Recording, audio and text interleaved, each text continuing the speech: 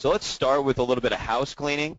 As we're doing the house cleaning today, we're going to talk a little bit about SCPs, things that are going on, open that up to questions, and then we'll tidy up with some of the conversation regarding dental. Dental, love it. All right, so we are getting a large number of issues that have been coming up. As you know or may have been realizing, our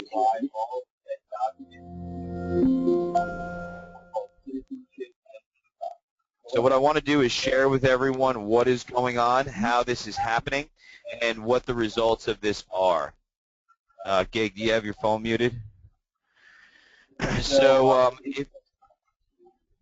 Gig, can you mute your phone? Thanks. Just hearing myself, and it's lovely, but not so much.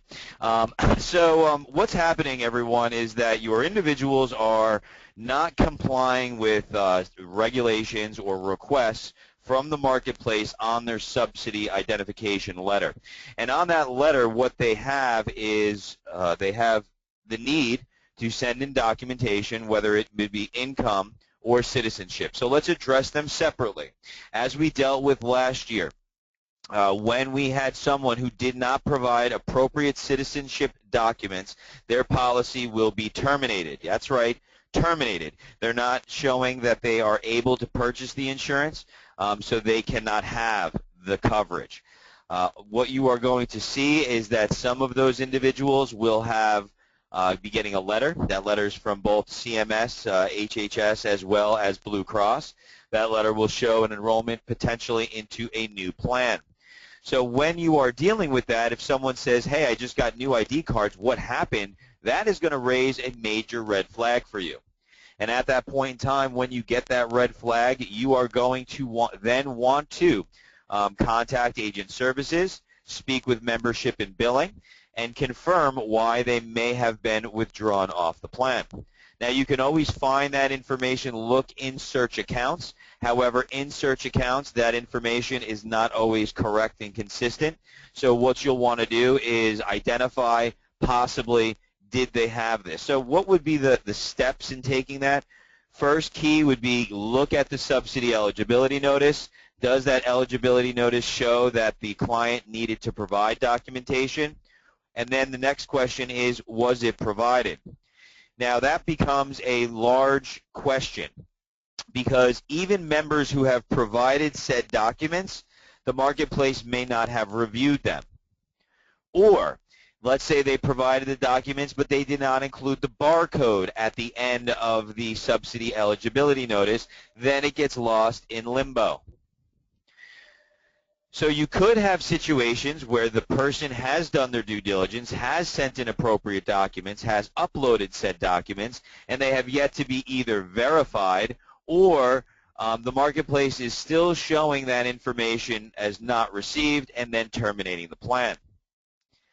Now, if someone is being terminated from the plan based on noncompliance for citizenship documents, depending on the termination date, when you contact HPS, they are going to give you a termination date of that policy.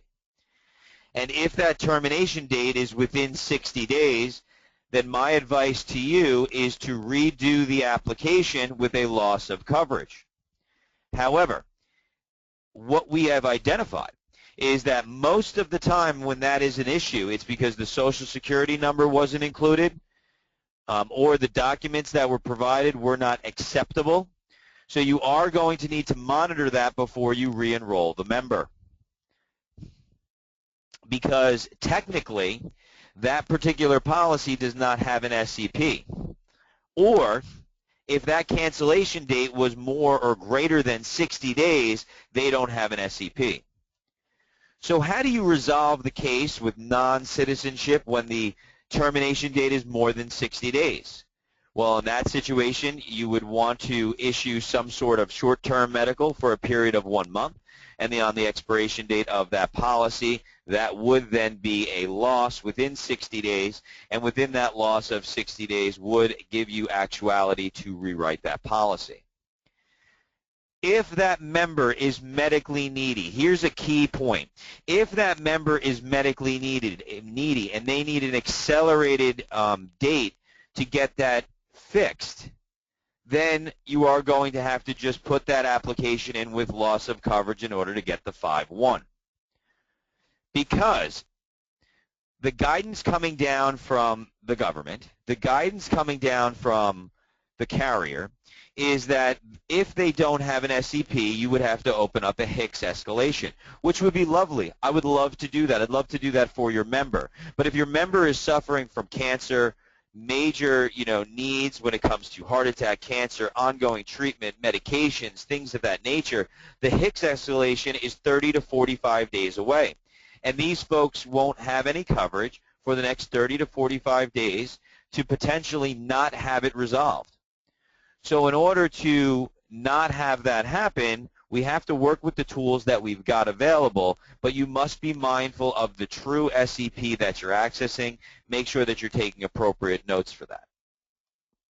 Now, what about the people who didn't provide income verification? Now, the people who did not provide income verification could be losing a portion of or all of their subsidy, depending on when they enrolled and when they last filed their taxes. What does that mean? That just sounds like a bunch of gobbledygook. Well, let's just say that Bill took a policy and he told me that that policy, when we did his advanced premium tax credit, he was making $20,000 a year.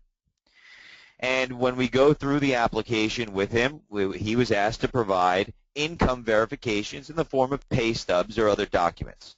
And he provided said documents. But the documents had never been verified, or the documents did not meet satisfactory from the marketplace. Well, Bill's not checking on that. I'm not checking on that. I'm his agent, but I'm not going to be going in and out and checking to make sure that that's been verified. That's just too much. Bill has to have some level of ownership to keep his advanced premium tax credit. But let's say Bill did nothing, and the documents weren't verified.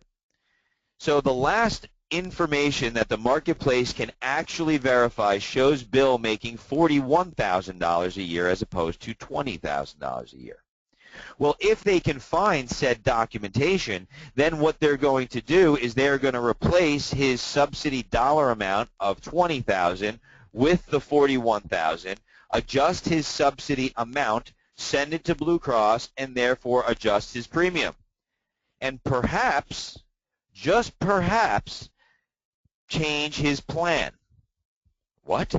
Why would he change his plan? Well, the reason he would change his plan is because if Bill in this example was on a 1443B based on his income, and now with $41,000 he goes to a standard 1443, they're going to send Bill new identification cards and new information because guess what? He's got a new policy.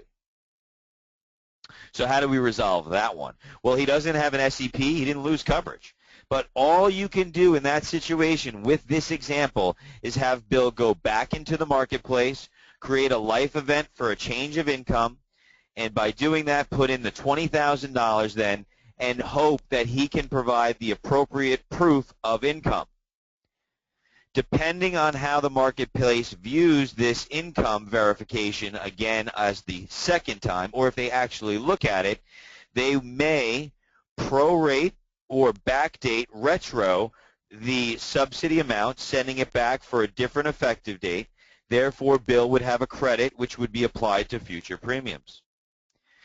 If they will not go retro back on that subsidy eligibility, then at the end of the year when Bill files his taxes, he would then get that money back. I am waiting for clear guidance on that, which I will send out to everyone. We will also get some additional information from CMS. I'm waiting for that today on how that is exactly going to be handled. But the question is going to be, well, Bill's policy went from $50 a month to $250 a month. He doesn't want to pay the $250. If he doesn't pay the $250, he will be playing with his grace period. Then he can hope that it gets resolved within the next 90 days. But when it gets resolved within the next 90 days, his policy will still be in force. And at that point, he still will not have an SEP to change his plan. You will go in and do a life event for income, but he would still be needing to pay that premium. And if he wants, he can pay the portion that he feels is necessary. But if it goes 90 days before this is resolved, please be advised that Bill will lose his policy. And also keep in mind that any claims that go in after 30 days worth of a late pay or in the 30-day grace period, once you pass that, no claims will be paid. No medications will be filled. No doctor visits will be paid. So you could have 1 month worth of insurance, and then upon the second month after you've exhausted the 30-day grace window, well, then at that point in time, no claims will be paid in that example if Bill decided not to pay. So there's a lot of moving pieces that are going on here. There are letters going out from the marketplace. Florida Blue is required to send 2 letters out that probably don't make much sense to your clients. It's saying thank you for your new policy. Well, that should be a major red flag. Hopefully your clients are calling you if they get that letter. Some clients say, oh, they must just have changed something. I went from a 1443B to a 1443. Well, those of you on this call know that that is a major difference. And if you don't know that that's a major difference, we need to do some training. But big differences in those plans. This is happening. It's been happening. However, now they're really catching up with the 1/1 effective dates. So you're going to start to see this more and more, and you have to know how to resolve it. So just to recap that, if they lose their income, go back in, do another life event, change that income back, and upload the documents. And advise your member to check on those documents to make sure that they have been verified. If they lose their citizenship because, well, they didn't lose their citizenship, but if they lose their policy due to citizenship or a combination of income and citizenship, you will need to look at the date of that cancellation. If it's within 60 days, you can do that. Otherwise, you would have to be utilizing the short term with a loss of coverage. And remember that short term cannot be written for a 6-month period. It can only be a 1-month policy deal. And that's last resort. That's because it's right on the edge there. It will work. It will allow them to get an SCP, but you must be mindful of that. As many of you have identified, you can just go in and answer the questions the way that you get your SCP, but it's not always the best solution, because right now they are doing it on attestation of application. In the future, they will not. As we go through the years, these rules are going to become more and more, I guess regulated would be the best idea, the best way to put it, and you will have to be operating correctly. All right. So those are 2 of the big ones. Every payment seemed to be going through. APOs seem to be going through correctly. We are not having too many issues about that. Let me address a couple of questions that have come through. 2 clients did provide. They still lost subsidy. They were told to re-enroll. We re-enrolled them, and when we were told they would not be terminated, but they would have to pay the full rate for 1 month, correct? Is this true, or are they losing coverage for 1 month? No, they would have to pay the higher rate. The problem with that situation, Bill, is you were told to just re-enroll them. So I don't know who told you to just re-enroll them, but here's the problem with that. And they still have an outstanding bill from Florida Blue. So when their new policy comes in, Bill, that will show an outstanding balance from the past bill, depending on when that change is going to be effective or when that's going to occur. They could also end up with 2 policies. So you have to be careful that the way that you do it, because there is that data shuffle, shall we call it, from the marketplace. So if I complete an application and then I go complete another application, as we have all experienced in December, January, and February, they can end up with 2 policies. Even if one of those policies is in an effort to term, we know it's going to term anyway, because they're not going to pay that bill. Remember, if they pay the wrong bill, that cancellation needs to come from the marketplace, and a loss of a subsidy is not a cancellation. So it can be very difficult. It can cause a major malfunction with your clients. All right. Any other questions when it comes to the SCPs, things like that? things that we've talked about. So we've got 8 days left in our pseudo open enrollment as we're looking at what we've got available, what we're doing now. Really need to push through. We've got this weekend, we've got a few days next week in order to really make sense of this, write as much business as we can, and make sure that we're attaining our goals. As we move past that, next week and the following weeks, we'll be starting a lot more training on, what we're going to be doing, talking about marketing and goals and things like that. So today, I had plans, which kind of got shot in the foot, to have Mr. Jeff Scully, Sales Director from FCL, to come in and talk a little bit about our accident plans, critical illness, hospital indemnity, as well as our qualified and non-qualified dental programs. We're not going to be talking about the life insurance because the underwriting on the life insurance is lackluster. If you are selling life insurance, I'm going to give you one piece of advice today, and it's a good one. Do not sell FCL life insurance.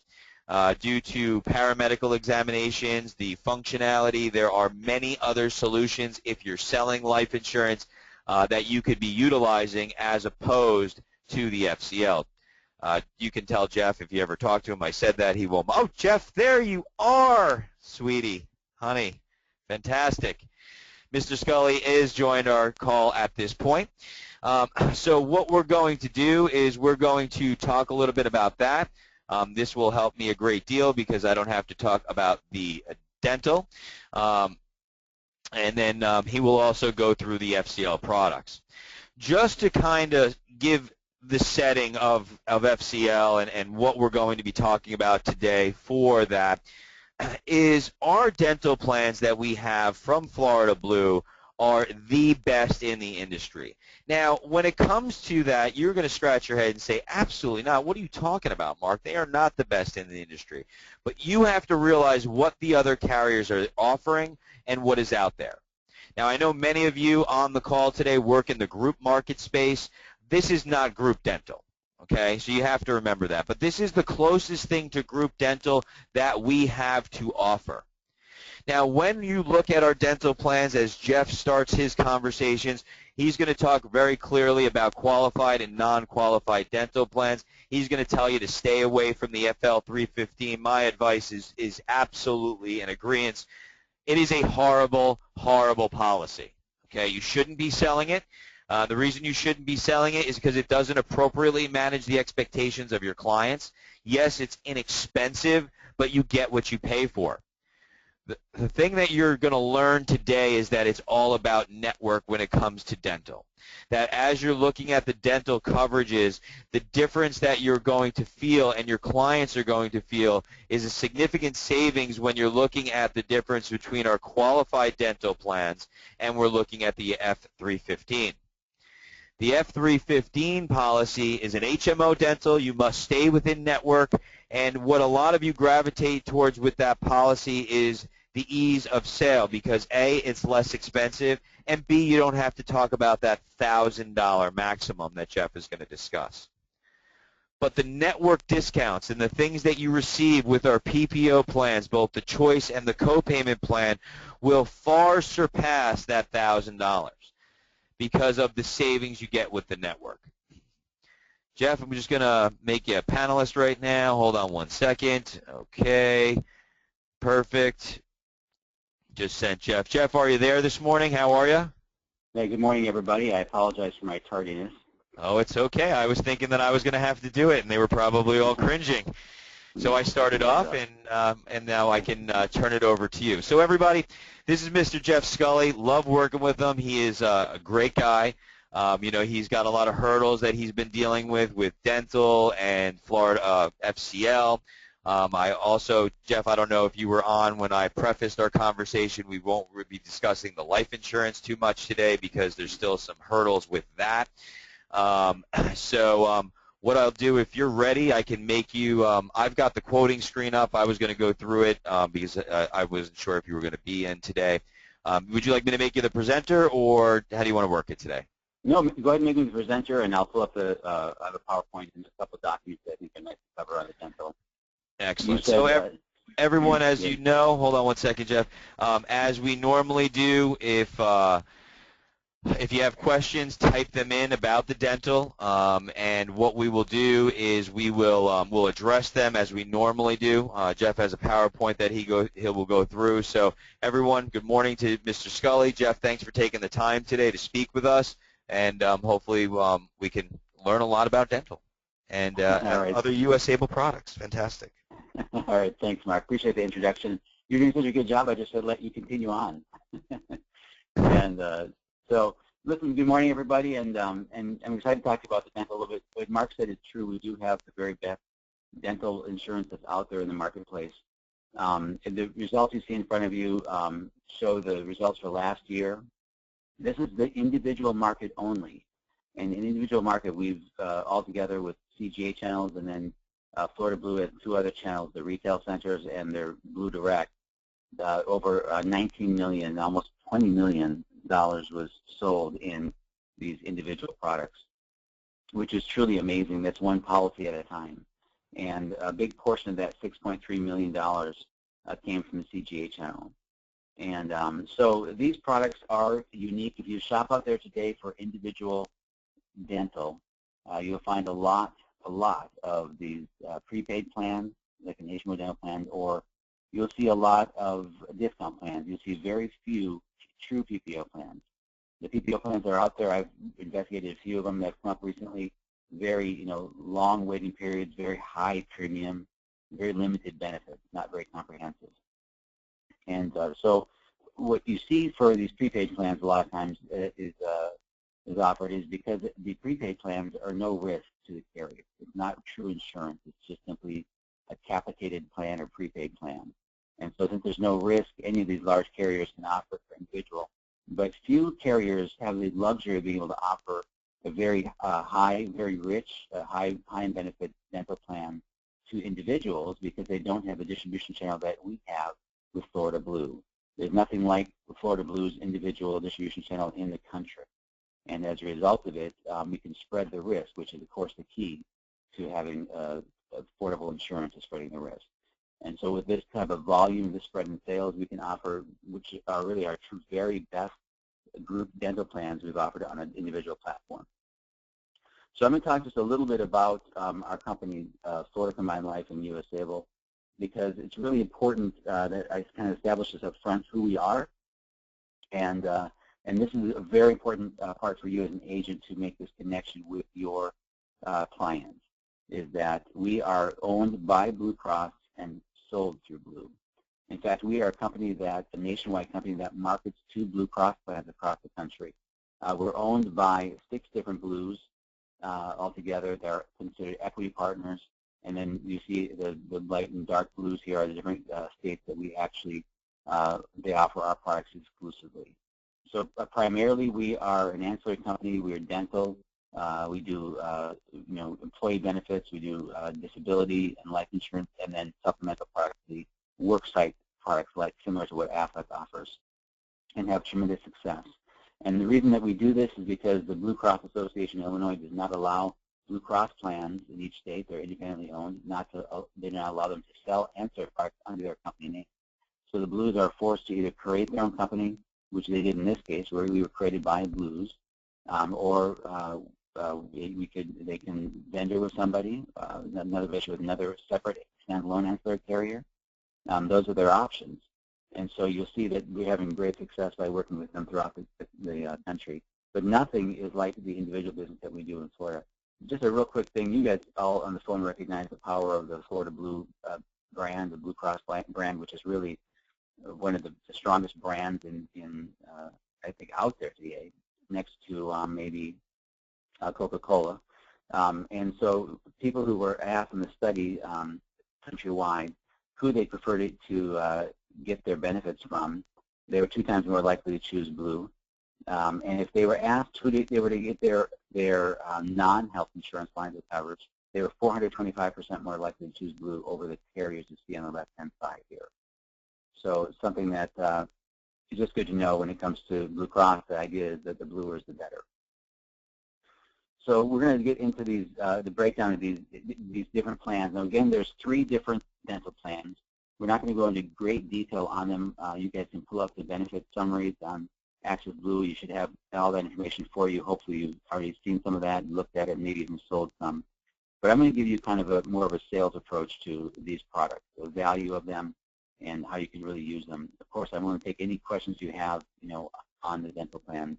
But in short, there's 3 different dental plans: the prepaid dental plan, and then there's 2 PPO plans: the copay plan and the choice. Now, they all have their own networks. There's 3 different networks. The prepaid has a very tiny network. The copay plan has a middle-sized network, and our choice has our largest network. So there's 3 different dental plans, but we really want you to focus on the 2 PPO plans. And as Mark touched on already, which is great, the prepaid is just, everyone else is selling it. It's not a great product. A couple of key reasons why, and this is the reason we cover why the prepaid is not so great, is because you may get people who come in wanting to buy this. They saw it online. It was advertised. It's a great loss leader. It's inexpensive. It looks good on paper. And they tout no annual maximum, and it looks just wonderful on paper. But as we all know, you get what you pay for, and sometimes when things seem too good to be true, they are. And in this case, that's the case with the prepaid. A few things to know in particular, they're really big with the prepaid plan, in addition to a very tiny network and not the best dentist. The plan is not very comprehensive, so often people will go in for services, even preventive services, and they're surprised and they walk out with a bill for $300, and they can't understand why. It's because if something falls outside of the prepaid's list of covered codes, the dentist can charge whatever they want for it. And the other area that's really big with prepaid is that often people buy it because they feel like there's no waiting period, so they need major work done. They're gravitating towards this prepaid plan. A big mistake, because what happens is that often, in fact, almost every case we've been able to document, when someone goes into one of these prepaid dentists for major services, they'll refer them to a specialist. And so what happens if they get referred to a specialist? Well, first, why do they do that? They do that because they have each dentist office only allows so many chair hours towards major services, the ones where the dentist is actually working on you, the most expensive services. They give first priority to cash and PPO customers. The prepaid customers have already been paid to the dentist on a capitation, so they get a monthly check every month for all 300, or however many members they have signed up in their office. They get a check that is capitated, so they get that every month, whether they see the member or not. So when it comes to major services, it behooves them financially to refer you to a specialist. If you go to a specialist, you essentially are without coverage. There's no specialist coverage. They claim to offer a discount, but there's no way to police a discount. So really, dentists are basically, again, charging what they want. The third and the most important reason why we want to steer you away from the prepaid is because it does not have what is well known as the greatest benefit in dental. And so we're going to focus for a little while on the network piece of dentists, the PPO network, on the two PPO plans, the copay and the choice. Now, the PPO plans, of course, we've negotiated a contracted rate with our providers. And the reason that this is so important is because that offers the biggest savings for our members. And this is the same for the medical as well. It holds true, whether you're having medical or dental, anything else that has a preferred provider organization where rates have been negotiated, that's the biggest saving. And so we're going to talk through an example. In fact, I have one right here. I'm going to show you on the screen. The little sheet I've created that talks about, and I'll make sure everyone's got a copy of this emailed out to you. It's just a little sheet that I've created myself that shows a sample of some codes, very common codes, and what we've contracted for these different codes. So we're going to kind of focus on a crown because crowns seem to be what people typically are most sticker shocked if they go out to see a dentist without insurance. A crown in our area, anywhere in Hillsborough or Pinellas, can range from around $1,200 up to $3,000 for the same code. And just a side note on that, dental insurance is dental care, actually. It's the last non-regulated health care provider. They're not regulated in any way. They can charge whatever they like for a service, as long as they can get away with it. So that's why we see so much variance out there.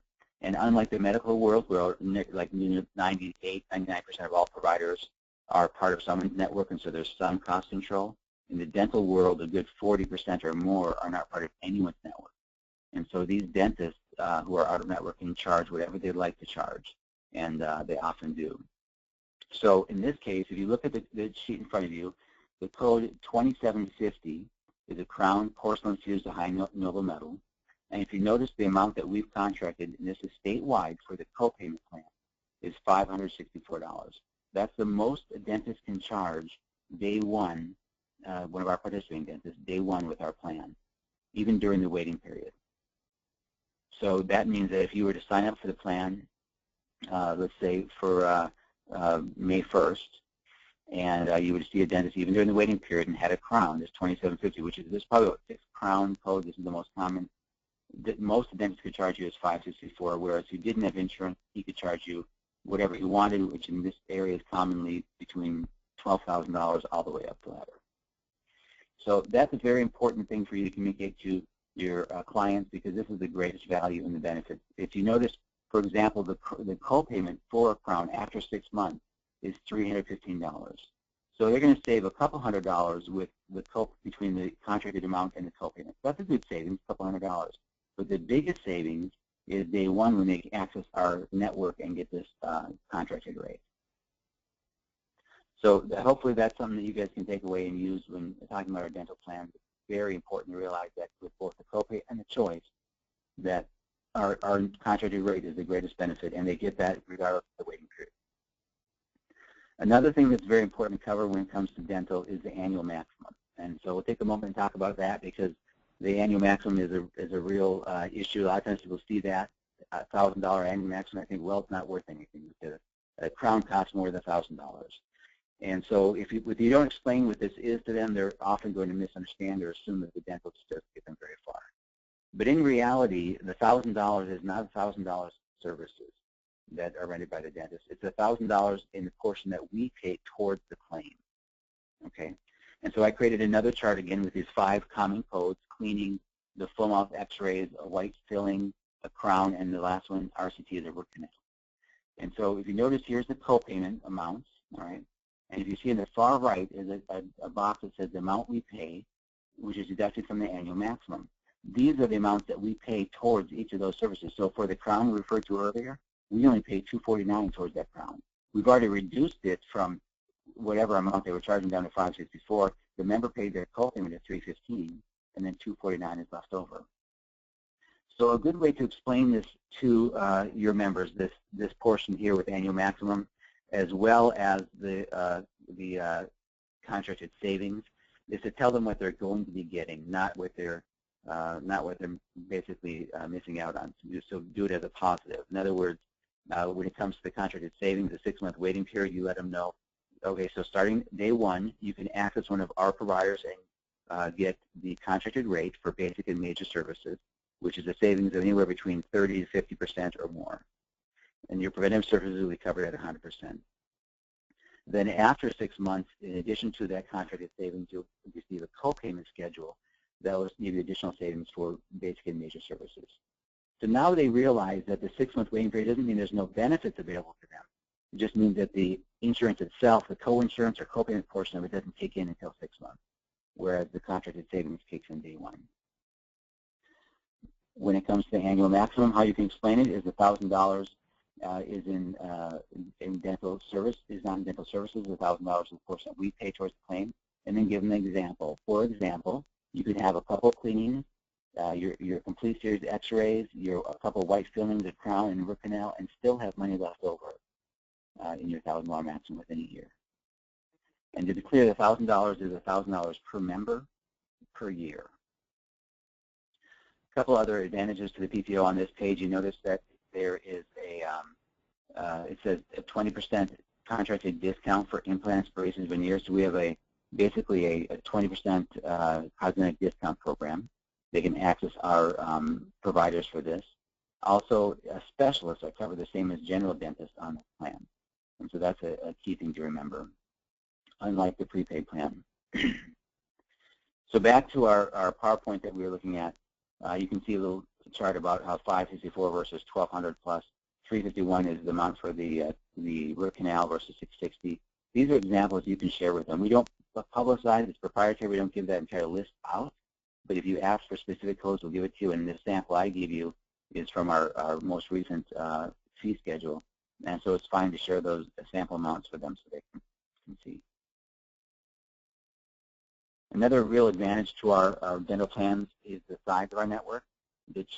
People often ask what's the difference between the copayment and the choice. The biggest difference between those two plans is the network size. So the copayment plan has a pretty good network, especially in Hillsborough, Pinellas, Pasco. But you get into more rural areas of the state, they're going to want to lean towards the choice plan, which is a much bigger network. Perhaps they have a dentist they've seen, family dentist they've seen all their lives. They're not about to change dentists. That dentist may very well be in our choice plan, the highest plan, but not in the copayment plan. So you gear them towards that higher plan. How do you find our providers? Our website is listed here, the floridabluedental.com. It's very important to use that website. It has member tools for them, it has agent tools, but most importantly, it has our most accurate provider directory. You can find some providers as well on the Florida Blue website, but we really try and encourage you to go to Florida Blue Dental instead. Now, also on here, if you notice, this page that we have a national network of dentists. Both the PPO choice and copayment, not the prepaid, have access to our national network, which is the largest network in the country. In fact, one of our equity partners nationwide is United Concordia Dental, and they are the largest dental carrier, and they have the deepest dental discount. So again, they can still get that same huge savings from the network by if they maybe are snowbirds or they're traveling or they have dependents living out of state, covered dependents. So that covers the network size and why it's important to talk about the size there. Just something to keep in mind, we talked about the out-of-network services on network. I just want to cover that really quick. When you go out-of-network on the plan, let's say that their dentist is not participating in the network and they don't want to change dentists. It's important to gear them towards the choice plan, a richer plan. The reason why is because our fee schedule on that plan is paid at a higher amount. So if you go out of network, the problem is they're going to be balance billed. The dentist is going to charge them for above and beyond the amount that we pay.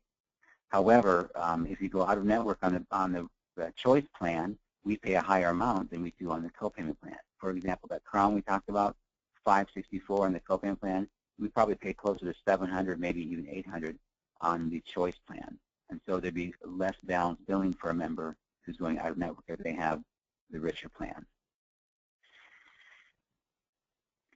So that covers, we talked about a little bit the different features there. Last thing I wanted to make sure you guys knew about was our rollover maximum.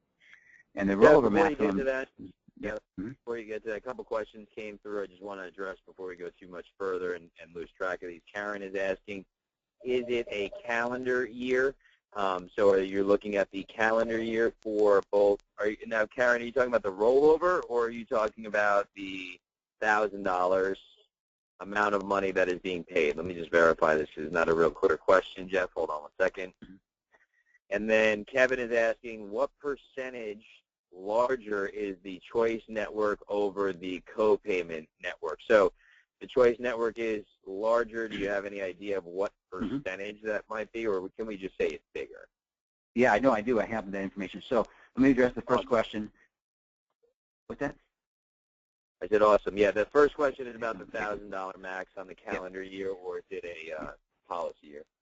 Yeah, exactly. It is plan year, so it's policy year. So in other words, if you sign up in April 1st, it's going to renew again on the following year on April 1st.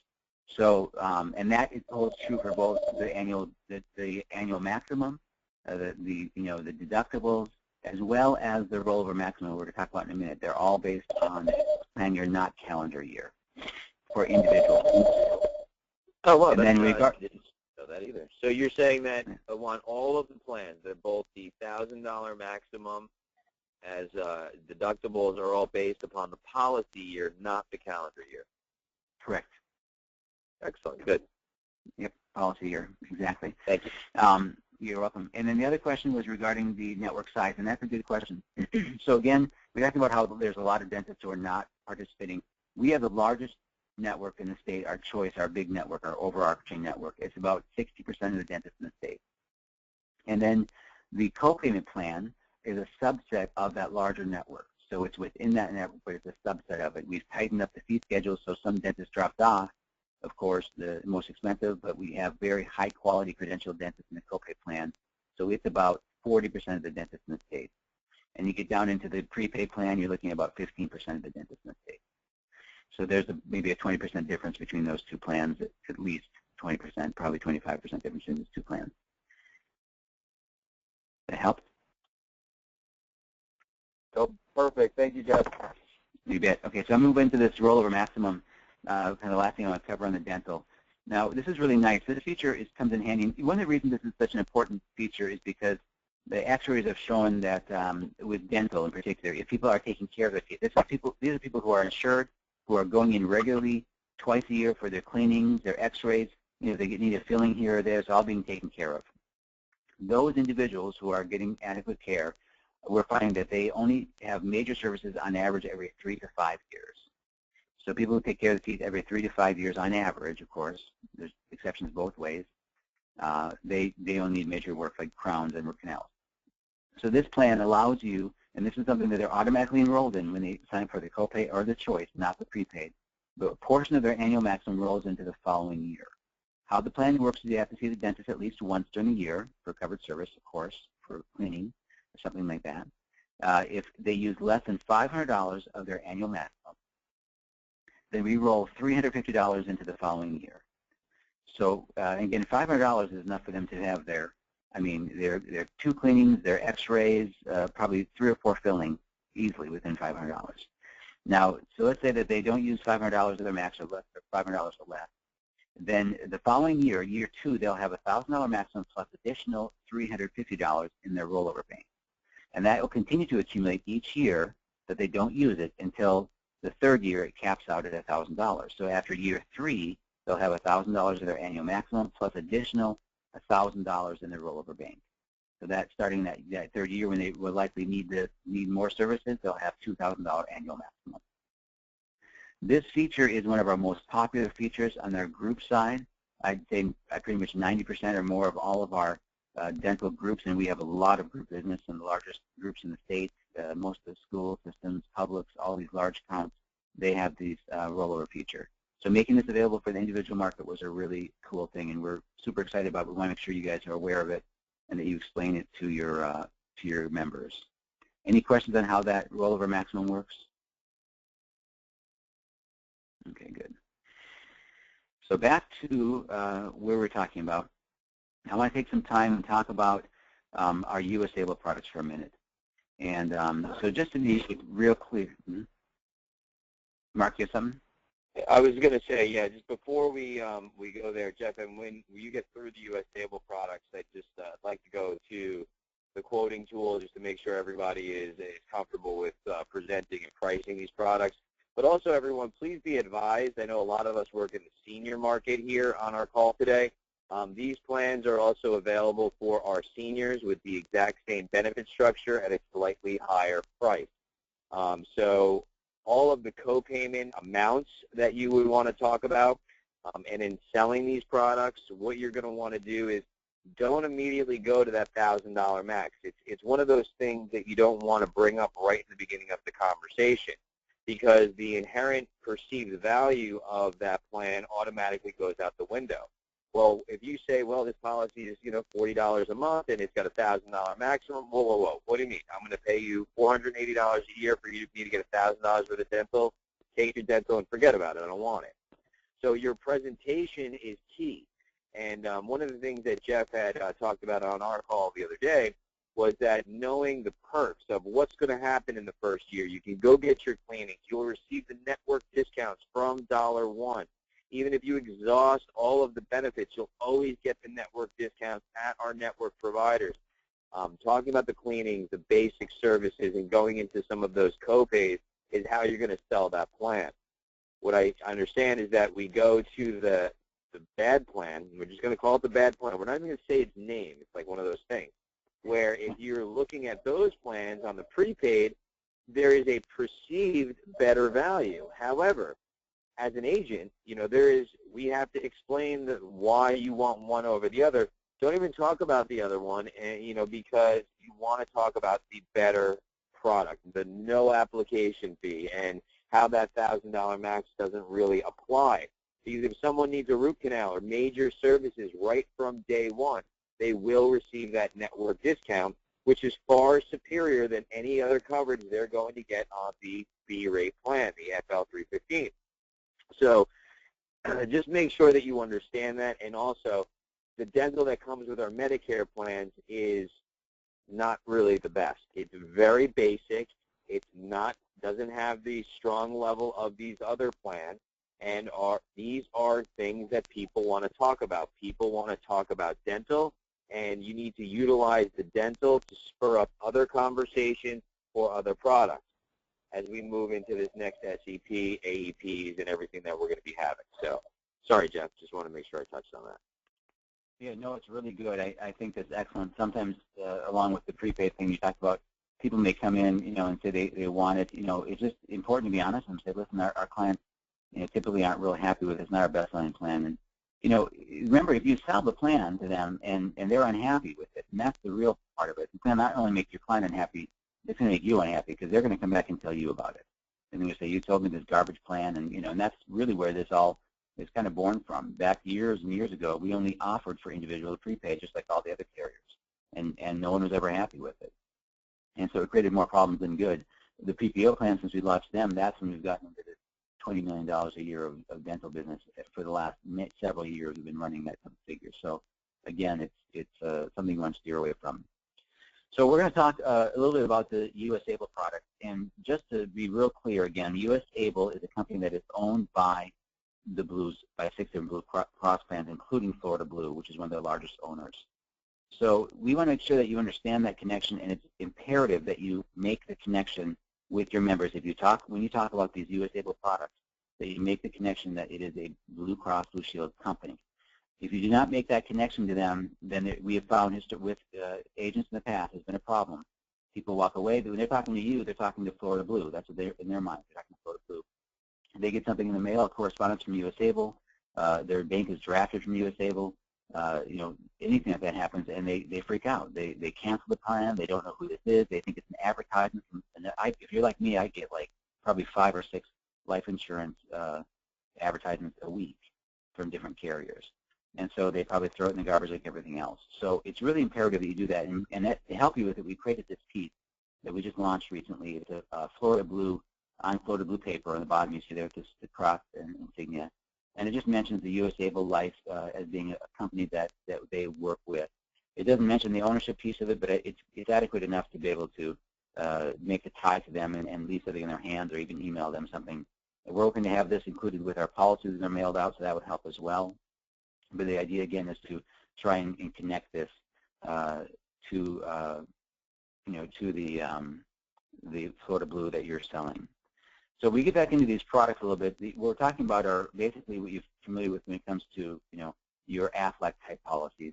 The difference, though, with these policies, and we're talking about 2 policies, an accident policy and a critical illness policy, is that they are sold on an individual basis.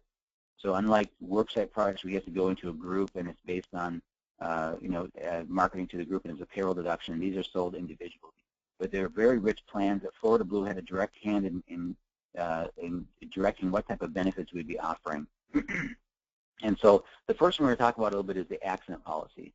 Now, our accident policy is absolutely one of the best out there. It is a 24-hour coverage. It means basically that if a person has an accident, so whether they're doing anything unless it's illegal, or if they're being paid professional sports person, they're pretty much going to be covered. So if it's basically covered under workers' comp, it doesn't matter if it's done at work. If it's in a car accident that's covered by their auto insurance, it doesn't matter. They still get paid on it.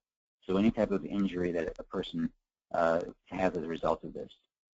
I've got an example in front of you. Just one thing to be clear with everybody, intramural sports, college athletes that are not paid, are those going to be covered expenses if someone's hurt? If I have a child and they're playing football, those are all covered, correct? Absolutely. In fact, we have the story I'll tell you about, because the way to sell this, I want you guys to think of this when you're looking at this, think of an accident you've had or a loved one or a child. It helps to think of that scenario when you walk through this. It may hurt a little bit because you think of the money you could have pocketed on this, but it's good to think in that terms because that's how you sell the plan, is by to share the value with somebody. You simply have to help them to see how it would apply to them personally. So I use the example of a coworker. She's one of our FCL account executives, manages major accounts, and she is equestrian. She does that on the side, amateur ride horse that does shows, and she was thrown from a horse in one of her shows and broke her leg pretty bad. And she should be on the phone today with us, because she will just go on and on about how great this policy is. You see, the policy is designed to basically indemnify somebody for their out-of-pocket expenses on their health plan and other losses, time away from work, etc. But often people are actually profiting from it. It's actually making money off it. The benefit is paid directly to the member tax-free. This is the only type of benefit that pays money to the member. Every other insurance you're selling, health, dental, pays providers, doctors, hospitals, clinics, but this actually pays members, puts money back in their pockets.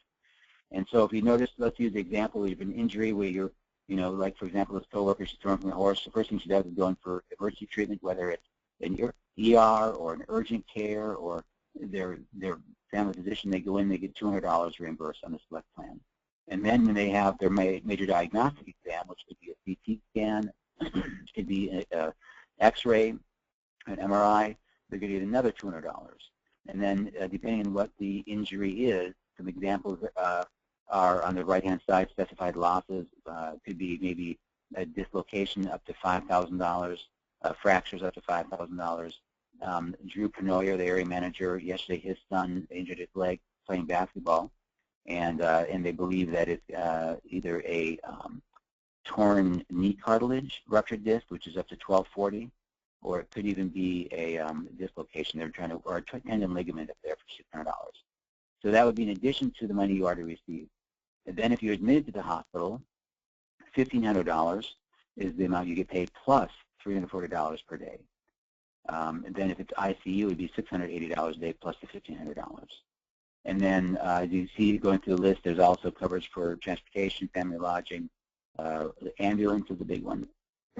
So these are all areas in which they're going to be making money. The lady, the coworker I was referring to, the equestrian, she made $6,000 in about 2 weeks on this plan. And that really helped her. She had to take some time off of work, obviously, and even just for pain and suffering, that was very helpful. But if you look at these, one thing I'd like to really kind of talk about too is let's see, is it on here? They don't have it actually on this list, and I apologize, I haven't corrected, but one of the big ones is the follow-up care. So when they go back to the physician for follow-up care, it's there. It's towards the end, Jeff. Thank you. Physician visits. Yeah, follow-up physician visits. Okay, so it's $160 per visit, and that is typically a copayment for specialists on the health plans you're selling. It ranges between what, $30 to $60 probably for it. So on this plan, they reimburse $160 per visit up to 6 visits. And so they're guaranteed to have some extra money every time they go back. I actually encourage them to go back and get follow-up care, which is the key to recovering well from an injury or an accident. And then one real thing we really have to focus on is the wellness benefit. So these plans are very inexpensive, around $18 a month for individual to sign up for it. And if the wellness benefit reimburses them $75 once a year for going in for any of these things listed here. Now, most of these, the annual physical exam, these preventive measures are all covered 100% on the new ACA plans. So really, they're going to be pocketing $75. It really is another way to explain it is to take the first 3 months of the premium on the plan is for free as long as they go in to see the doctor once a year for their annual exam. So the plan is an easy plan to sell. It's not an underwritten plan. We really try to encourage people to offer it every single time along with the dental, because it's a plan that's going to put money back in their pocket. And once you've had an accident, this is a target audience for people who are, who have children, families. Obviously, anyone with children want to have it. I bought it for my 2 children before I went on a ski trip out west last year. I just knew for sure that someone was going to injure themselves. Fortunately, no one did this year, but the idea is to have it in place and know that something happens, you've got this policy in place. Middle-aged people often get injured because they're trying to act like they're younger than they are, like I do. And the other one that's a key market for this is your people who are working towards retirement, those who are maybe even aging in. This can be sold up to 64 and a half. And so if you sell to someone who's aging in, they can keep this policy. They buy it before 65, they can keep it until the day they die. so it's guaranteed renewable. And so we know one of the big concerns for seniors is falling and injuring themselves, a broken hip. My stepmother a couple of months ago just bumped the wall too hard. She had her little dog in her hand, and she kind of stumbled and hit the corner of the wall with her shoulder, and she broke her shoulder in 3 places. So a policy like this would have given her some money back and really helped out someone who was on a limited budget or a fixed income. Hey, Jeff, most of these, one of the things I like to tell everybody is that our new client base loves cash. With these accident plans, they pay cash benefits directly to the injured, to the family, so that way they can keep food on their table, that way they can keep their lights on, and making sure that they're able to deal with a significant accident. Now, when they get their policy documents, I'm assuming that there's a form that they would have to fill out, or claim form for the preventative benefits. Does that come with their policy? Is that something we need to provide them so that way they can file these claims? Because these claims have to be manually filed, if I'm not mistaken, correct? Yeah, it comes, the claim form for the wellness benefit comes with the policy, and it's also available on our website, which is referred to in there as well. I just filed mine from the last year, and because I forgot to do it, and all I had to do was write down the name of the physician, the date I saw him, and I faxed it to them. And I got paid within less than a week. I had the money in my, it put the money right into my account because I included my account information. Or they could mail you a check, whatever your preference is, but putting it into your account directly is really easy. So that's a very easy form to do. I just have to send it in and fax it through. If I know we had some discussion. Oh, sorry, I apologize. Go ahead. No, I'm good. I was going to say that I know we had some discussions when the product first came out regarding restrictive occupations. Has that been resolved, or are there still restrictions on high-risk occupations with this product? Yeah, that's a really good. That's a good point. Obviously, you're real high risk.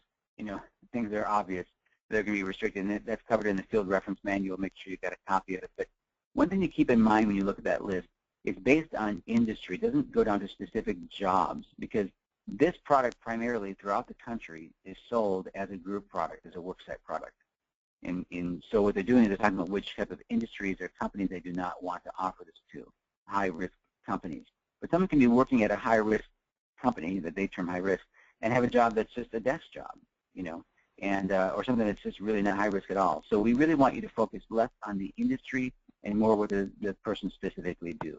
Okay, so yes, if they are a miner and they go down into these caves every day, well, that's not going to be covered. But if they work for a mining company, but they are a clerical, or they, do whatever else, they, inspection or quality control or something, that's not going to be the same thing. So really trying to ascertain what the person's job is, and that's what you want to enter in onto ISP or XFLU when you're entering the application.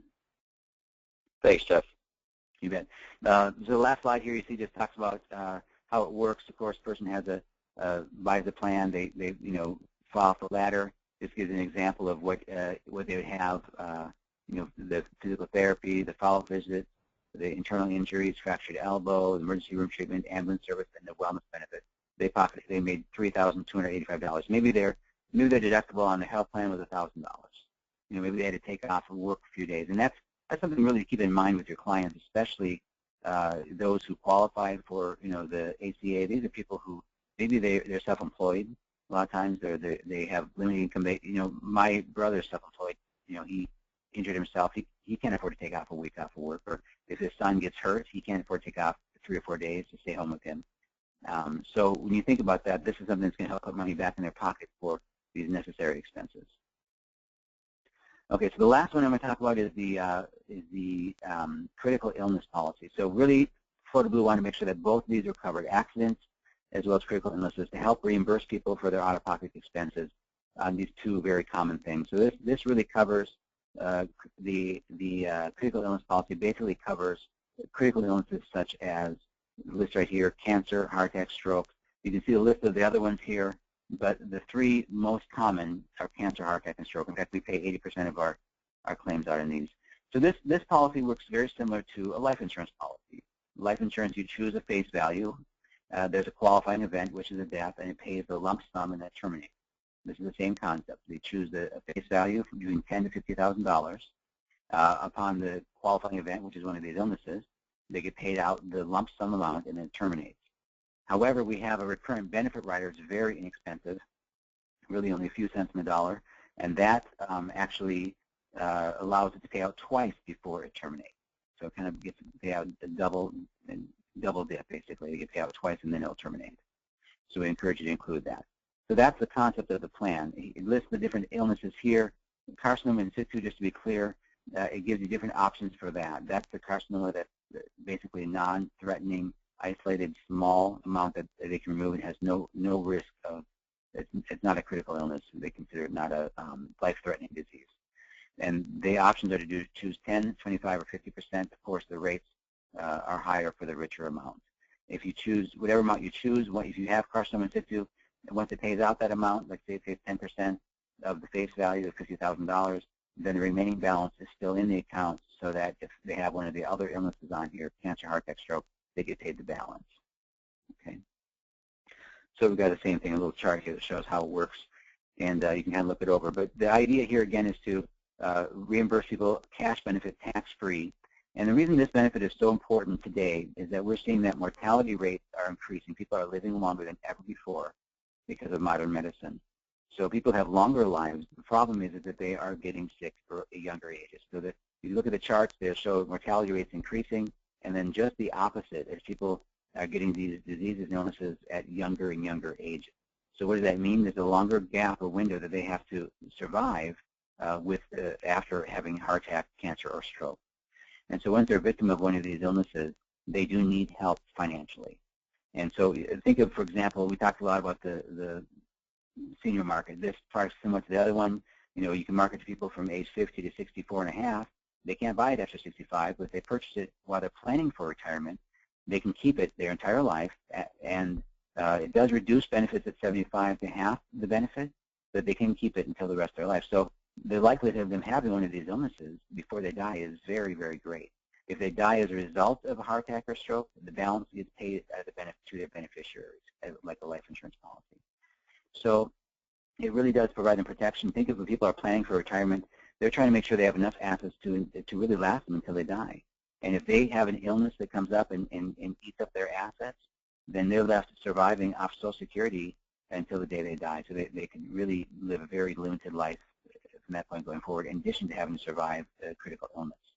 So just from our human compassion standpoint, we realize why this is not just something sold on a fear factor like, oh, you're going to get cancer, so buy this policy. This is because people really need a protection, and that's why Florida Blue wants you to offer something to help protect them so they can have money to reimburse them for whatever their out-of-pocket expenses are, their losses as a result of these illnesses.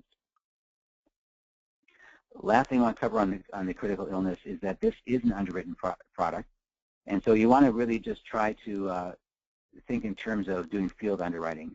And so if we're going to send out to you a little, along with the brochures and everything you have, I'll send you a marketing email if you can distribute to you that has basically knockout questions, and that's the best way to do it. If you're familiar with jet streaming applications or simplified underwriting, that's the approach we're taking to this product.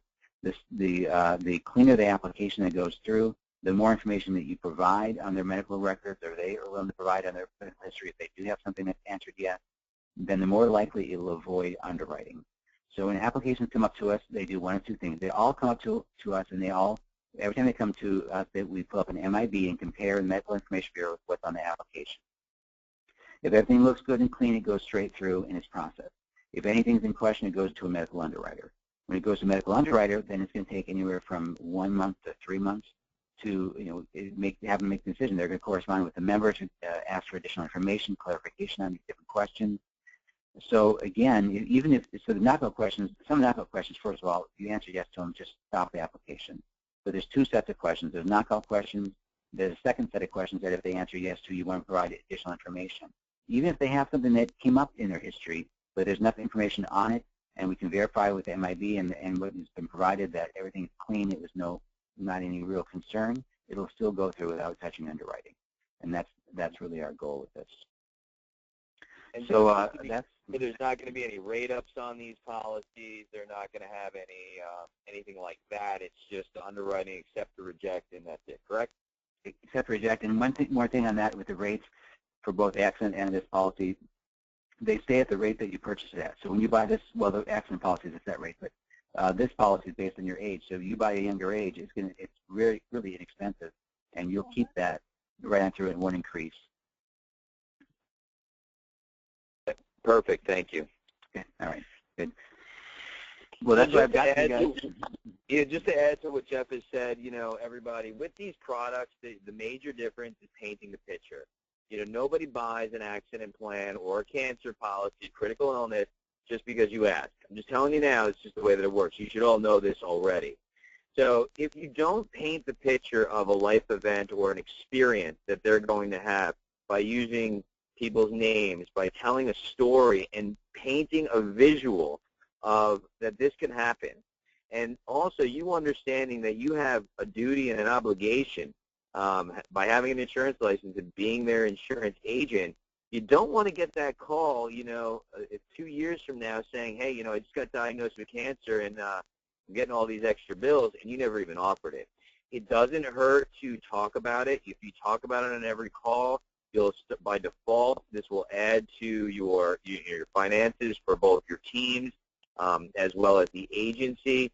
And it's very important that you utilize the word cash. With our demographics, people don't have savings to cover, the bills. People don't have the luxury of, having that nest egg. Additionally, the way that I like to put it in perspective for folks when we're talking to them, because a lot of people, husband and wife, they say, well, I'll only get it for my husband or I'll only get it for my wife. They both need it. And let me tell you why. Because if you're painting the picture, and when you're talking about critical illness, for example, and wife says, well, my husband's the breadwinner, well, I'm just going to get it for him. Okay, well, that's fine. But if your husband's the breadwinner and something happens to your husband and he's in the hospital with cancer treatment, where are you going to want to be, Mrs. Jones? Well, you're going to want to be right by his side. Okay, so who's going to be taking care of the kids? Who's going to be taking care of the home? Are we going to need a babysitter? Who's going to keep the lights on? Who's going to pay the electric bill? There are a lot of other things, and they both need them. Because let's face it, if my wife had gotten cancer or had a critical illness or she was quadriplegic and she needed assistance, guess what I'm not going to be able to do as the breadwinner? I can't go to work. And if I can't go to work, I can't provide for my family. And where do I need to be as an appropriate family man? Is with my family while you're going through this. And that is a much different conversation when you can begin to paint the picture and you can do it in a way that, you can hear the little, the heart thing beeping in the background, or they think about little Johnny falling off his bicycle and breaking his leg in 16 places. These are stories that you need to tell, and you need to be able to paint that picture when you're having a discussion to sell this product. And it makes a big difference because it's not like you're selling something like that they're required to have. They're going to get a tax penalty. No, what's going to happen is that you could be out of house or home if you don't have this policy. And don't get greedy as well. Don't look to hit it out of the park with a $50, $70, $100 policy at any point in time. Get the lower policy. Get them ingrained as you as the agent, so later on you can go back. You can always assess later on and add to that policy. You could write another policy.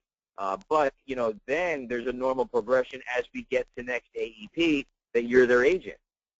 And you will be able to service that business, and you'll be able to make more money. And outside of dental, sorry, Jeff, these policies are low touch, high return. Okay, so if you write someone a cancer policy, you're not going to really hear from them about their cancer policy unless they get cancer. Dental, different story. But with the accident policies and the cancer policies, they don't have a lot of accidents. They don't get cancer quite often or heart attacks. So it's a lot less touching on that policy to have that client. Some people are asking questions about appointing with this and the documents.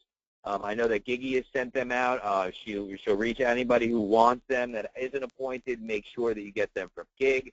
Brochures and product portfolios are located in the Blue Cross Form Center.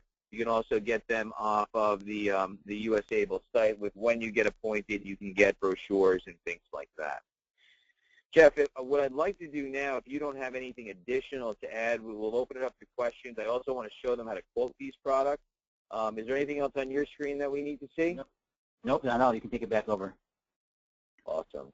So what I've done here now for everybody is I just have my screen up in a quoting tool. Everyone should be able to see this now. So you'll get some extra buttons when you go in to get a quote after you've been appointed with US Able. The dental should be there already. So as we've talked about, you have your non-qualified and qualified dental, as you see on my screen here. Non-qualified dental, you're not going to talk about. That is the HMO dental, the very inexpensive $35 enrollment fee plan. Then we have our qualified dental plans. As you see, with qualified dental plans here, you can just add those plans. You will see both your choice as well as your co-payment plan as well. And then if there is just a child on this plan, there will be another option on there also for you. But in this situation, I'm in the under 65 quoting tool. I can select my plan. I can go do plan details. I would advise everybody to do this. Go grab your PDFs. You've got your PDFs where you'll see all of the co-payments that are available for this. These are also located in our Dropbox tools and available to you on the Form Center. But it gives you an idea or a snapshot of some of these costs that are associated based upon the services being rendered. Now, when we look at the other plans, when we start looking at the critical illness and the accident, those quoting functions are right here as well. So talk about easy. You're going to have everything at your fingertips. So if we're looking at the accident and critical illness, once I highlight those buttons, I'll have some options down below. I can come here, and am I looking at the basic or the select plan? You'll see the variable in pricing. We get paid on premium on this. They're not flat fees, so you want to collect more money. You can compare the two plans, putting them next to each other, so that way you can see all of the benefit details. And remember, they are stacked. All of these payments are stacked. So if I end up having a situation of I like to use falling off a skateboard. You fall off a skateboard going down a hill, you break your arm, you get a third-degree burn because you've got road rash, you end up in the emergency room, they've got to do x-rays, you've got to do follow-up care. Every time you're getting services, you're getting paid. And that is cash benefits to paid to the family to do whatever they want with. They don't want to pay their copays, don't pay their copays. Details on the plans for each one of them are located, again, right at your fingertips, and full plan summaries are also available right here. Once we select our plan, we can just update our proposal and enroll. Very simple, okay? When we get into the critical illness, we're going to have a little bit more flexibility. So with the critical illness plan, when I click on critical illness, it's going to ask who's going, are we a smoker or not, save and continue. And now we can see here, we will select the number of units. Again, don't get greedy, but do remember that you must update or click the recalculate button to update the prices. So if you're looking at a $25,000 benefit and you're talking to someone and you say, well, if you got diagnosed with cancer, what would you like better? Would you like a card, get well card, or should I send you a check for $25,000? So when you look at these plans here, you can see you've got our reoccurring benefit with Cancer in Site 2, and this is going to be at a 50% level. And I would always gravitate towards this plan because there's not very much difference in premium on these plans, and they may not worry about it now, but if they get chintzy and by the $19 rather than the $23, at claim time is when they wish they bought the other policy. In this situation, if I wanted to go heavier, I can go to 10. I can go to recalculate. But again, don't get greedy. Mind your customer. If your customer has a $10 or $20 premium, you may want to go to the lower end to build that interest. And also remember, it's all about saving what the monies or rekindling exactly what their income could be in the event of this loss. I can select my plan that I like. I can look at benefit details here as well. I can compare plans with two policies selected, and it will show me the payouts. Again, very basic stuff that you need. I can update my proposal, and then I can enroll. So having that and having the rate sheets or having an idea that, if you're looking at, throwing $15 or $20 in and talking about the critical illness, is definitely something I would advise because it's another layer, it's another stream of income. And as we're doing customer service, which is a lot of, you want to utilize every customer service call as an opportunity to drive more income to your organization, and you'll do that by talking about these products.